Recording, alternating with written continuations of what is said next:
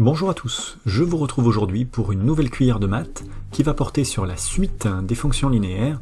On va en particulier aujourd'hui s'intéresser à la représentation graphique d'une fonction linéaire et sur le rôle que joue le coefficient de proportionnalité, ce fameux nombre petit a qui est systématiquement multiplié à l'antécédent x. C'est notre coefficient de proportionnalité qui permet de passer de la grandeur antécédent à la grandeur image, qui sont toutes les deux, je vous le rappelle, proportionnelles dans le cadre des fonctions linéaires. Ce fameux coefficient de proportionnalité qui est, vous le voyez marqué ici, également appelé coefficient directeur. Pourquoi est-ce qu'il est appelé coefficient directeur? C'est en fait parce que ce coefficient dirige l'inclinaison de la droite qui représente la fonction f. Je vous montre. Voici un fichier GeoGebra, c'est un fichier assez simple. Je l'ai créé de la manière suivante. J'ai d'abord créé un curseur, c'est-à-dire un nombre qui peut varier. Alors là, j'ai décidé qu'il varierait entre les valeurs moins 5 et 5. Chaque fois que je déplace ce petit point sur le segment, eh bien la valeur du nombre a varie. Ensuite, j'ai créé une fonction f, dont l'expression algébrique est écrite ici, c'est-à-dire a fois x, où le nombre a est ce nombre-là. C'est-à-dire que chaque fois que je vais faire varier mon curseur, du coup, l'expression algébrique de la fonction va évoluer en fonction de la valeur du curseur.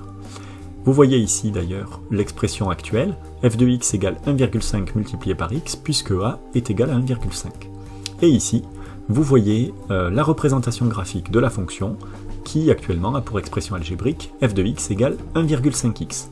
Vous notez d'ailleurs que puisque l'expression algébrique est celle d'une fonction linéaire, eh bien, nous avons de manière cohérente la représentation graphique qui est une droite qui passe par l'origine du repère. L'objectif aujourd'hui est de voir en quoi le coefficient de proportionnalité, ce fameux petit a qu'on a appelé coefficient directeur, joue un rôle dans l'inclinaison de la droite. Alors regardez plutôt, si je prends le contrôle donc de ce coefficient directeur et que je le fais augmenter, vous notez deux choses. La première, c'est que quand on regarde de la gauche vers la droite, la fonction monte. On dit dans ces cas-là, enfin, la fonction, sa représentation graphique, la droite monte. Et on dit dans ce cas-là que la fonction est croissante. Si je continue de faire augmenter le coefficient de proportionnalité, le coefficient a, nous observons petit à petit que cette fonction va avoir une inclinaison qui est de plus en plus verticale. A l'inverse, si je fais diminuer le coefficient de proportionnalité, vous voyez que l'inclinaison qui est de la droite qui représente la fonction f, d'expression algébrique ax, va petit à petit être de plus en plus horizontale. La fonction reste croissante, le nombre a étant positif, mais elle croît moins vite. Elle monte moins vite, entre guillemets, lorsqu'on regarde de la gauche vers la droite. Et quelque chose d'assez intéressant, c'est lorsque le nombre a diminue, jusqu'à être égal à 0, et bien dans ce cas-là, on est dans une situation un peu triviale, où la fonction est constante et vaut systématiquement 0. Pour quelle raison? Parce que quel que soit l'antécédent que vous prenez, vous allez le multiplier par a qui vaut 0, et donc obtenir une image qui vaut 0. Les points de cette droite, qui représentent la fonction f qui a pour expression 0x, vont avoir tous une ordonnée égale à 0. Et donc ils sont tous assemblés, tous ces points, sur l'axe des abscisses. Que se passe-t-il si tout d'un coup si je décide de diminuer encore le coefficient de proportionnalité et passer dans les négatifs? Eh bien vous le voyez, c'est assez intuitif. Du coup l'inclinaison de la droite va continuer de baisser lorsqu'on regarde de la gauche vers la droite, et si bien que maintenant elle a une inclinaison qui est descendante, entre guillemets. Lorsqu'on regarde de la gauche vers la droite, on dit en mathématiques que la fonction est décroissante. Et ce qui est intéressant, c'est que si on prend des nombres de plus en plus petits, eh bien l'inclinaison de la droite va de nouveau tendre vers quelque chose de vertical, mais cette fois-ci de manière à donner une impression descendante.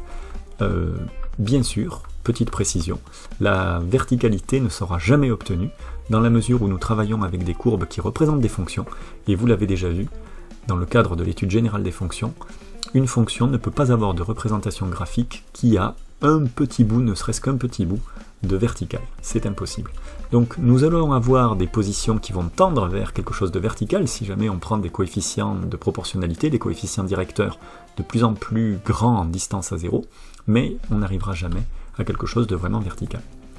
Donc voilà le rôle que joue le coefficient de proportionnalité, et c'est pour cela qu'on l'appelle le coefficient directeur, c'est qu'il dirige carrément, complètement, l'inclinaison de la droite qui représente la fonction linéaire.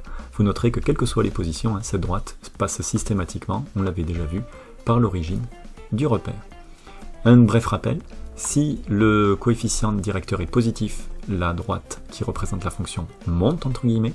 Si le coefficient directeur est nul, la fonction est représentée par une droite horizontale, elle est constante.